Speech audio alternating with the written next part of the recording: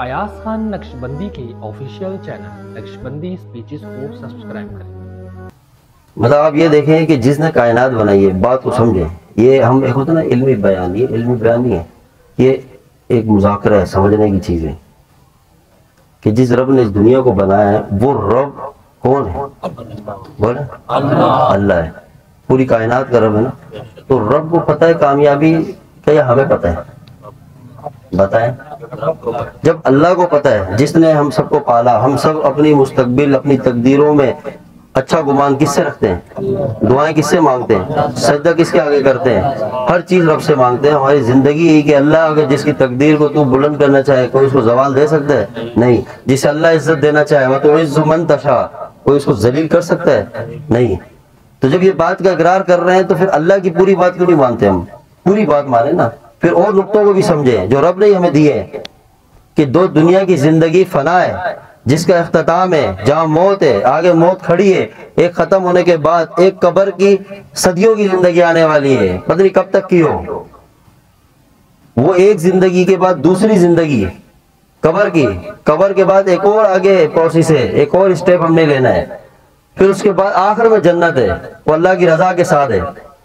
تو اتنا طویل سفر ہو، اب آپ خود بتائیں کہ سفر اتنا طویل ہے اور ہم خود حد قائم کر جائیں۔ اللہ تعالیٰ نے ہمارے اندر جو فطرتی چیزیں دی ہیں نا ہمیں فطرت میں، اور جو اللہ نے ہمارے اندر سافٹ ویئر اپڈیٹ کیا ہوا ہے، جو ہمارے اندر سسٹم انسٹال کیا ہوا ہے، وہ سسٹم اس دنیا سے شروع ہوتا ہے اور جنت تک کے حساب سے ڈالا ہوا ہے۔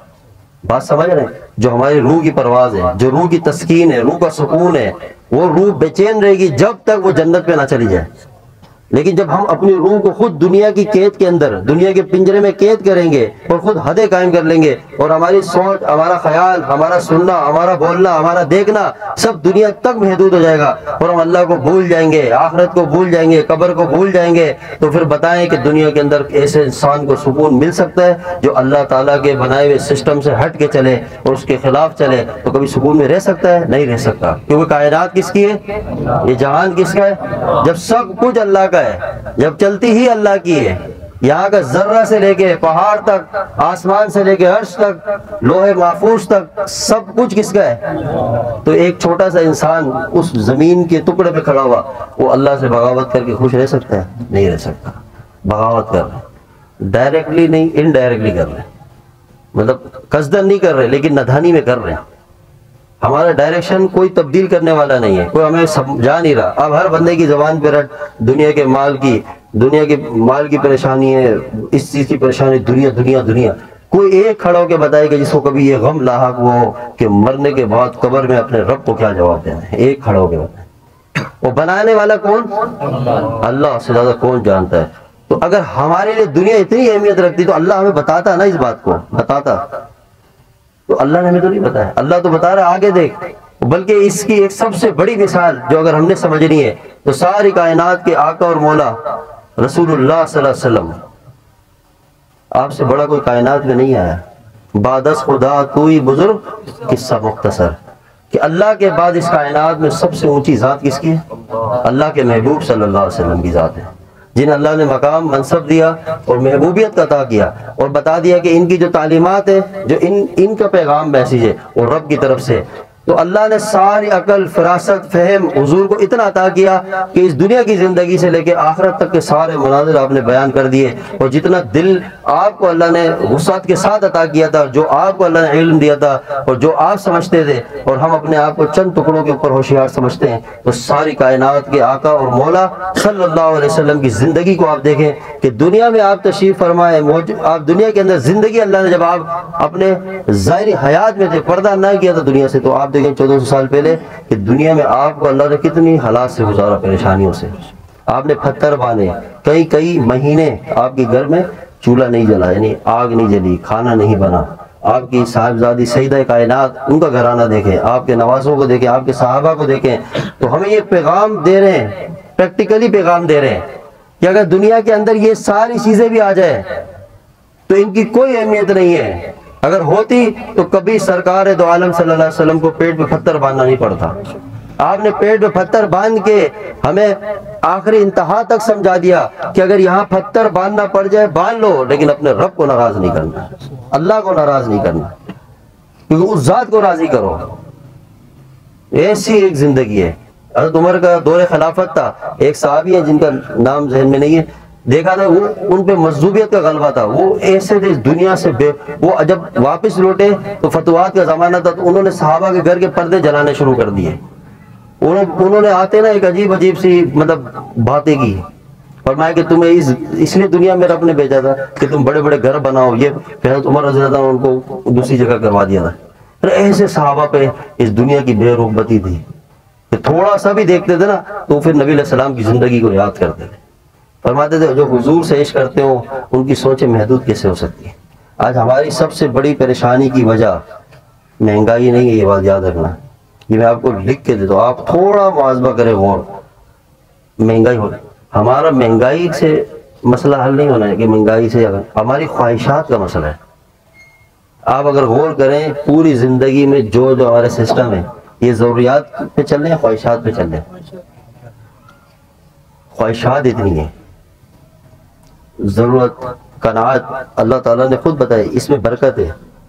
اور ہم نے جب زندگی کو دنیا تک محدود کر دیا تو پھر ہمیں ایک ہی فیوچر دکھتا ہے, کیا ہے, موت سے پہلے کا, کہ کچھ کر لیں. ایسے ہی اپنے لیے کچھ کر جائیں, اپنی اولاد کے لیے کچھ کر جائیں. وہ کیا کر جائیں, اور اس کے بعد جو زندگی ہے قبر سے شروع ہونے والی ہے اس کے تذکرہ ہی ختم ہے, اس کی فکر ہی نہیں ہے, نہ اپنی نہ اولاد کی نہ اپنے ساتھ والوں کی نہ دوستوں کی نہ یاروں کی, کہ بھئی مرنے کے بعد جو زندگی ہے, جس زندگی کے بارے میں اللہ ہم سے فرما رہے ہیں, اللہ کے محبوب صلی اللہ علیہ وسلم جس زندگی کے بارے میں اتنے کچھ بتا گئے فرما گئے, وہی اس کی فکر نہیں ہے. جب ہم اس چیزوں کو چھوڑ دیں گے, بھول جائیں گے, تو اس دنیا کی زندگی میں ہم تنگ رہیں گے. میں نے بتایا نا ہمارے اندر جو اللہ تعالیٰ نے سسٹم ڈالا ہوا ہے وہ آخرت تک کا نظام ہے, جنت تک کا نظام ہے. تو ہماری جو روح ہے نا اس کو جیسے ہی قید میں ہو جاتی ہے, جب ہم سوچ کو اپنی محدود کر دیتے ہیں, جب ہماری محنت بھی محدود ہو جاتی ہے, پھر ہمارا صبح سے اٹھنا شام تک صرف دنیا ہی کی محنت رہ جاتی ہے. تو آخرت کی جب فکر نہیں ہوگی, اللہ سے دوری ہوگی, تو پھر ہمیں کبھی بھی سکون نہیں مل سکتا, کسی جگہ بھی نہیں. ہم نے تھوڑا سوچ کو آگے بڑھانا ہے, وسیع کرنا ہے کہ دنیا کے بعد جو زندگی ہے کون سی, قبر کی ایک طویل زندگی ہے, ایک کئی برس صدیاں, پھر آگے ایک اور اللہ تعالیٰ سب انسانوں کو دوبارہ زندہ کریں گے. کون سا دن ہوگا, حشر کا دن.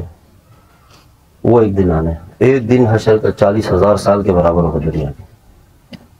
پھر جہاں اللہ کا عرش ہوگا, عرش کا سایہ ہوگا بس, باقی لوگ اپنے پسینوں میں ڈوبے ہوں گے. ایک عجیب ہم نے زندگی, یہ ہمارا جس انسان کو دنیا میں اللہ نے پیدا کر دیا اس کو ایک عارضی موت آتی ہے. ہم کہتے ہیں نا فلاں شخص کا انتقال ہو گیا, منتقل ہو گیا, انتقال ہوا, ٹرانسفر, یہاں سے نکلا قبر کی طرف. مرے گا نہیں, ہمیشہ والی موت کسی کو بھی نہیں ہے, زندہ ہے. جس نے جو بندہ جو دنیا میں پیدا ہو گیا انسان, وہ زندہ رہے گا, یا ہمیشہ کے لیے جنت پہ رہے گا, یا ہمیشہ کے لیے جہنم میں. زندگی اللہ دے چکا ہے. بات سمجھ آ رہی ہے؟ ہاں, اس دنیا کو سمجھے, موت کو بھولے مت. موت ہمارا سب سے وفادار ساتھی ہے. سب چھوڑ جائیں گے, بچپن کے یار الگ تھے چھوڑ گئے, جوانی کے دوست الگ تھے چھوڑ گئے, ہر عمر کا دوست یار سنگت محبت محبوب عاشق معشوق سب چلے جاتے ہیں. موت اپنے وقت پہ آ کے اپنی وفاداری دکھا جاتی ہے. تو جب موت نے آنا ہو, اور موت سے اختلاف کسی کو ہے, کوئی آپس میں کرتا ہے اختلاف نہیں, کافر بھی نہیں کرتا. دنیا کا کوئی کافر موت سے انکار کر سکتا ہے نہیں. جو اللہ کے وجود کا انکار کرتے ہیں وہ بھی موت کو مانتے ہیں. تو اس موت کو سامنے رکھ کے آخرت کی زندگی کو دنیا کی زندگی کے ساتھ پلس کریں, جوڑیں, پھر زندگی کی سوچ بدلیں کہ یہاں ضرورت ہے, یہاں لمٹ ہے زندگی کی, لامحدود زندگی آگے, نہ ختم ہونے والی زندگی کا ہے آگے. جب یہ سوچ میں ہماری وسعت آئے گی, خود بخود آٹومیٹک ہمیں سکون ملنا شروع ہو جائے گا, ریلیکس ہو جائیں گے ہم. پھر اس دنیا کو دنیا کے حساب سے لے کے چلیں گے نا بھائی.